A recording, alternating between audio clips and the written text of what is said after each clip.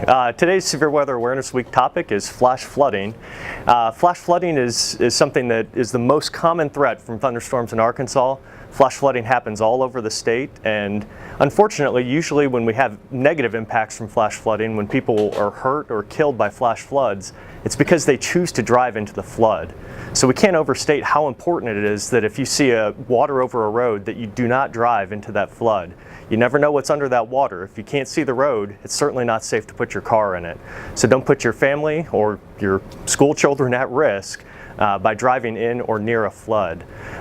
Flash flooding is the #1 killer from thunderstorms in Arkansas, so as we always say, turn around, don't drown. Make the smart decision and keep safe.